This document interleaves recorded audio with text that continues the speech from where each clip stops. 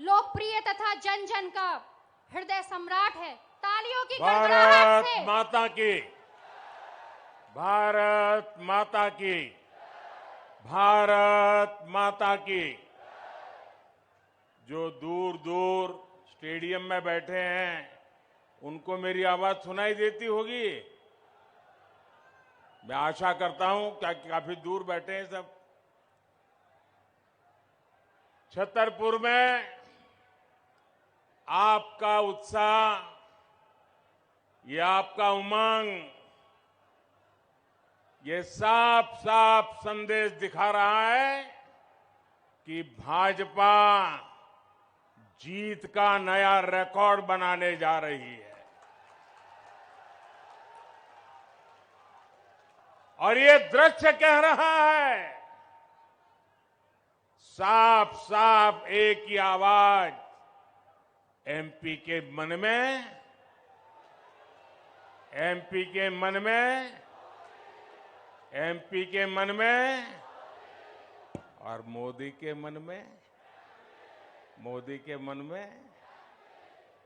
मेरे परिवारजनों, आज मैं छतरपुर का, इस पूरे क्षेत्र का आशीर्वाद मांगने के साथ साथ आपका आभार व्यक्त करने के लिए भी आया हूं। आपने देखा कि G20 का कितना बड़ा सम्मेलन दिल्ली में हुआ। G20 की एक बैठक, बहुत बड़ी बैठक, इस क्षेत्र में खजुराहो में संपन्न हुई थी। दुनिया भर के बड़े बड़े दिग्गज यहां आए थे। इस कार्यक्रम को आपकी वजह से ही सफलता मिली और पूरी दुनिया में आपका गुणगान मुझे सुनने को मिलता है, तब मेरा सीना गर्व से भर जाता है। और इसलिए मैं आपका धन्यवाद देता हूं, आपका अभिनंदन करता हूं। साथियों, हम वो लोग हैं जो भारत की माटी का ये चंदन माथे पर लगाकर गर्व से भर जाते हैं। फौलाद से भरी हुई बुंदेलखंड की मिट्टी में भी हमें यही प्रेरणा, यही शिक्षा, यही सामर्थ्य का संदेश मिलता है। लेकिन कांग्रेस ने ना इस मिट्टी की ताकत समझी और ना ही देश की आन बान शान बढ़ाने का काम किया। गुलामी की मानसिकता से भरी हुई कांग्रेस को न कभी देश का विकास समझ आया और न ही देश की विरासत से उसे कोई लेना देना रहा। हमारा एक छतरपुर का खुरचन, यहां का जटाशंकर मंदिर, ये हमारा भीमकुंड, ये पांडव फॉल, राणे फॉल, ये सब कुछ पहले भी था। क्या मोदी आने के बाद आया क्या? लेकिन कांग्रेस को कभी ये विरासत नजर नहीं आई। कांग्रेस ने कभी रानी दुर्गावती के बलिदान पर गर्व नहीं किया। कांग्रेस की सरकार के लिए तो पूरा देश दिल्ली से शुरू होता था और दिल्ली में खत्म हो जाता था। योजनाएं घोषित होती थी तो दिल्ली में एक कमरे में, विदेशी नेता आते थे तो दिल्ली की बड़े कार्यक्रम होते थे दिल्ली में, और कांग्रेस के नेता अपने विदेशी दोस्तों को अगर कभी दिल्ली से बाहर ले जाते थे तो क्या दिखाते थे? याद करना, ये मीडिया वाले तो पुराना तुरंत निकाल करके रख देंगे। ये कांग्रेस के नेता अपने विदेशी दोस्तों को भारत की गरीबी दिखाने के लिए ले जाते थे। सोने का चम्मच लेकर पैदा हुए कांग्रेस के नेताओं के लिए गरीब एक टूरिज्म बन गया था। गरीब का उपहास हो, गरीब की मजाक उड़ाना, यही उनका कारनामा हो गया था। मेरे परिवारजनों, जिन झुग्गियों में कांग्रेस के नेता फोटो खिंचाकर वापस लौट आते थे, आज मोदी उन झुग्गियों में रहने वाले मेरे गरीब भाई बहनों को पक्के घर बनाकर दे रहा है।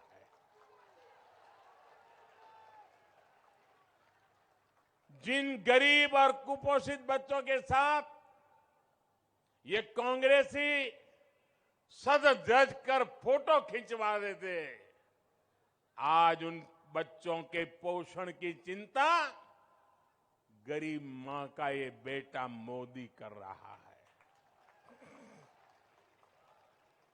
जिन गरीबों के साथ बैठकर ये खाना खाने वाले वीडियो निकालते थे, फोटो सेशन करते थे, फिर दिल्ली जाकर भूल जाते थे, आज मोदी उन्हें मुफ्त राशन सुनिश्चित करा रहा है। भाई और बहनों,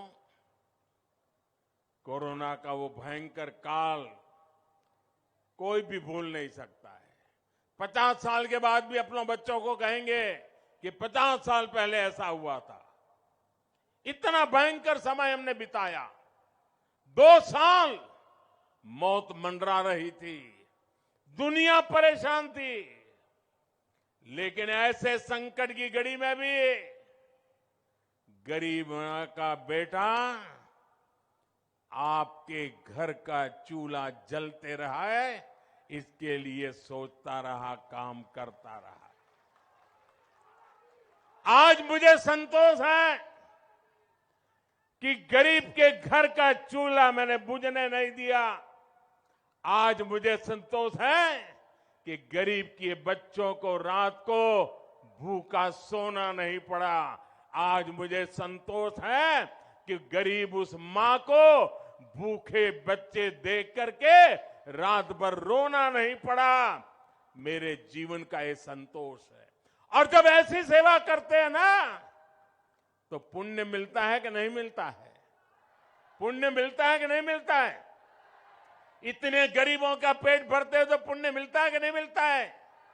80 करोड़ को लेके अन्न क्षेत्र चल जाए, 3-3 साल तक चल जाए, तो पुण्य मिलता है कि नहीं मिलता है? ये पुण्य का हकदार कौन है? ये पुण्य का हकदार कौन है? ये पुण्य का हकदार कौन है? ये गरीबों के आशीर्वाद का हकदार कौन है? इन बच्चों के आशीर्वाद का हकदार कौन है? इन गरीबों के आशीर्वाद का हकदार कौन है?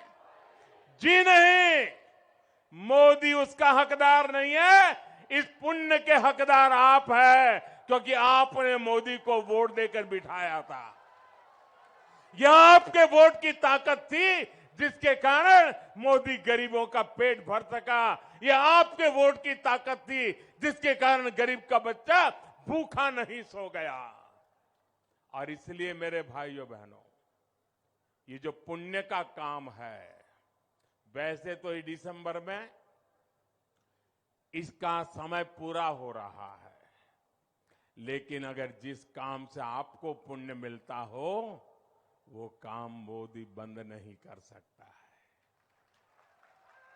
और इसलिए आपके आशीर्वाद से मैंने इस पुण्य कार्य, इस पवित्र कार्य को और 5 साल के लिए बढ़ाने का संकल्प कर लिया है, निश्चय कर लिया है। आप मेरे साथ सहमत हैं? दोनों हाथ ऊपर करके बताइए, मैं सही कर रहा हूं।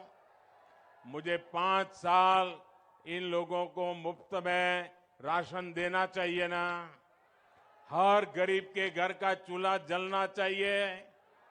पूरी ताकत से बताओ, गरीब के घर का चूल्हा जलना चाहिए। हर गरीब का बच्चा, उसका पेट भरना चाहिए। मेरा मकसद है, यही मकसद है, मेरे देश के किसी नागरिक को भूख की चिंता ना हो, वो अपने परिवार का जीवन बेहतर करने में अपनी ऊर्जा लगा सके। भाजपा सरकार में यहां छतरपुर में 1 लाख से अधिक गरीब परिवारों को पीएम आवास योजना के घर भी मिले हैं।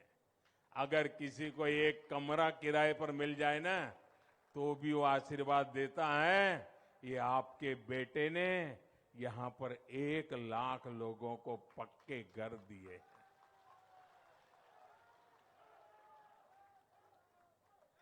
जिनको अभी नहीं मिला है, जरा मेरी बात उनको पहुंचा देना।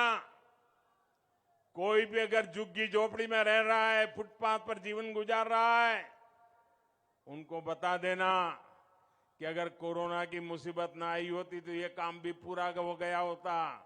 लेकिन जो रह गए हैं, उनको मोदी की गारंटी है कि 3 दिसंबर को फिर से भाजपा सरकार बनने के बाद ये काम तेज गति से फिर से किया जाएगा। और हर गरीब को मेरी गारंटी है, ये मोदी की गारंटी है, पक्का घर मिलके रहेगा। मेरी बात पहुंचाओगे? हर घर में पहुंचाओगे? हर झुग्गी झोपड़ी में पहुंचाओगे? गरीब से गरीब को जाके बताओगे?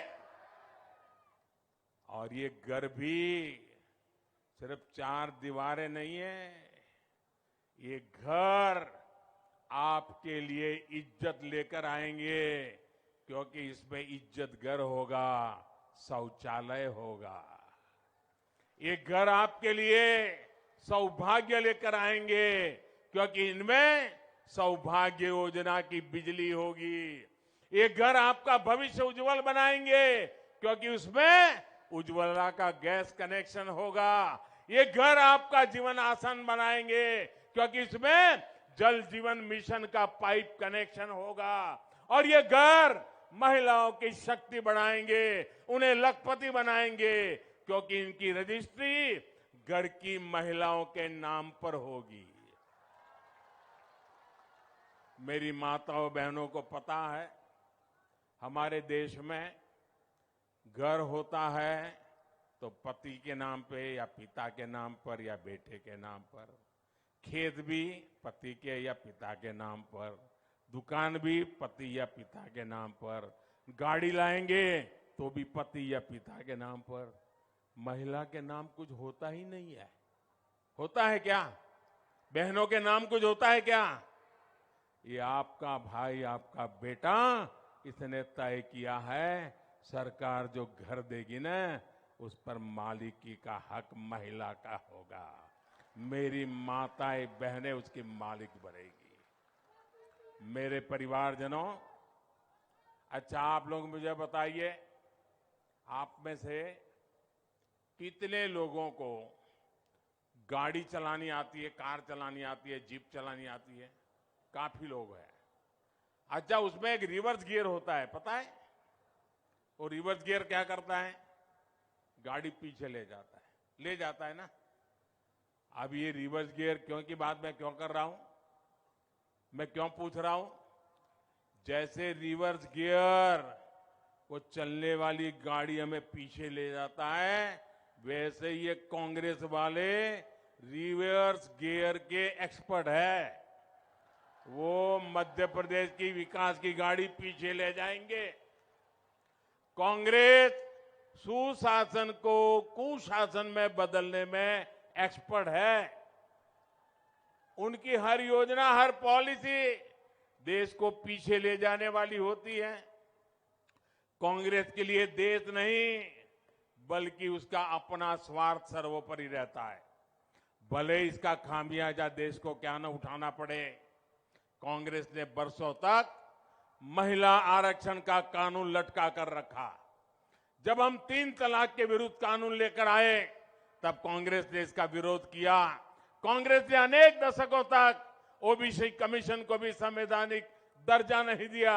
जब सामान्य वर्ग के गरीबों को 10% आरक्षण की बात आई तो कांग्रेस ने इसमें भी भ्रम फैलाया। अयोध्या में भगवान राम का मंदिर ना बने, इसके लिए कांग्रेस ने भगवान राम को काल्पनिक बता दिया था। कांग्रेस ने जम्मू कश्मीर से आर्टिकल 370 हटाने का भी विरोध किया था। कांग्रेस ने देश की पहली आदिवासी महिला राष्ट्रपति बने, उसका भी विरोध किया।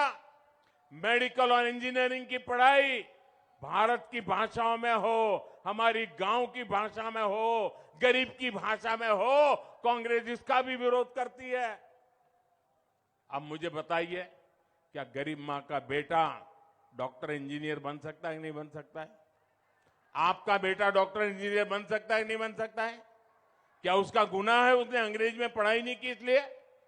यह आपके बेटे ने तय किया है, आपका बेटा आपकी भाषा में पढ़ेगा तो भी वो डॉक्टर भी बन सकता है, इंजीनियर भी बन सकता है। यानी कांग्रेस उस काम का विरोध करती है जिससे देश आगे बढ़ रहा हो।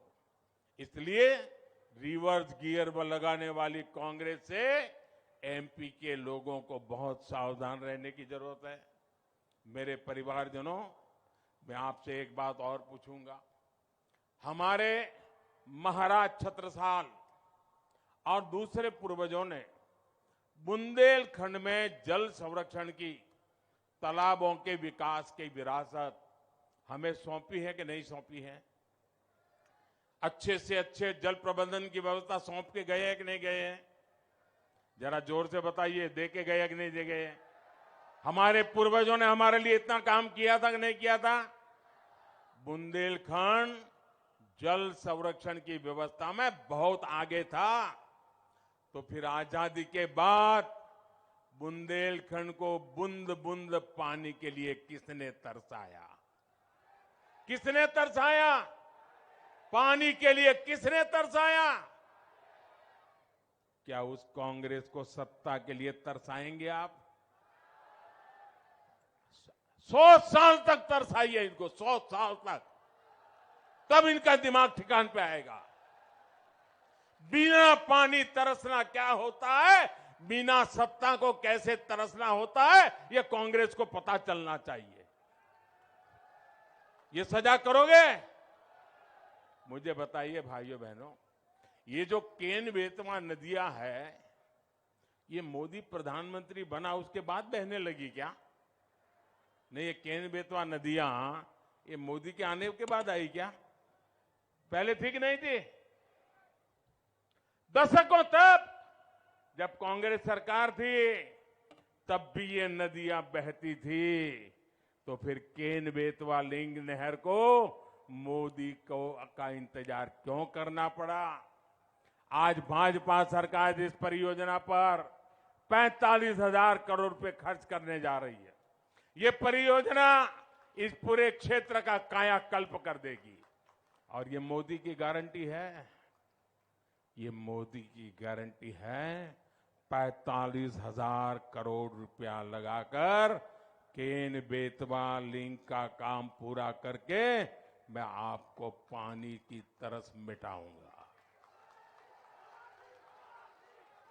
साथियों, कांग्रेस ने देश भर में दर्जनों बड़ी सिंचाई परियोजना को कई सालों, कई दशकों तक लटकाए रखा। और कांग्रेस के लिए लटकाना भटकाना ये नई बात नहीं है। उनका नेचर है लटकाना, भटकाना, अटकाना। और जब तक उनका खजाना भरे नहीं तब कुछ काम होने देना नहीं। इनमें से एमपी भी अनेक परियोजनाएं थी, इनको अब भाजपा सरकार ही पूरा कर रही है। कांग्रेस को हमेशा सिर्फ वोट की फसल की चिंता रही है, किसान के खेत प्यासे हैं, इसकी परवाह कांग्रेस को न कल थी और न आज है। साथियों, एमपी ने जब कांग्रेस को सत्ता से बाहर किया, तब बुंदेलखंड में सिंचाई के दायरे में बहुत ही सीमित क्षेत्र था। आज सिंचाई का दायरा कई गुना अधिक हो चुका है। छतरपुर जिले में ही 50 से अधिक सिंचाई परियोजनाएं विकसित की गई है। बान सुजारा पगारा डैम परियोजना से सैकड़ों गांव तक पानी पहुंचाया जा रहा है। बुंदेली परंपरा के अनुरूप ही भविष्य को ध्यान में रखते हुए हमने अमृत सरोवर के निर्माण का अभियान चलाया है। यहां छतरपुर जिले में भी 100 अमृत सरोवर बनाए गए हैं। मध्य प्रदेश में भाजपा ने 65 लाख से अधिक परिवारों तक पाइप से पानी पहुंचाया है। बुंदेलखंड में भी ये काम तेजी से हो, इसके लिए भी हम लगातार काम कर रहे हैं। मेरे परिवारजनों, हमारे बुंदेलखंडी में एक कहावत होती है। अब मुझे तो ज्यादा कहावतें आप जानते हो यहाँ की। हमारी यहाँ कहावत है बुंदेली में, अकौआ से हाथी नहीं बंदत, अकौआ से हाथी नहीं बंदत। यानी आग के पौधे से हाथी नहीं बांधे जाते हैं। कहने का मतलब है कि कांग्रेसी ना बड़ा सोच सकते हैं और न ही बड़ा काम कर सकती है। इसलिए जब कांग्रेस आपको सूरज और चांद लाने वाले वादा करे ना, तो समझ लेना कि कुछ मामला गड़बड़ है। जब भी कांग्रेस बड़े वादे करे तो मान लीजिए कि वो आपको मीठा जहर देने की तैयारी कर रहे हैं। देश के कई राज्य में ऐसा हो चुका है। कांग्रेस वालों ने एक राज्य में मुफ्त बिजली का वादा किया था।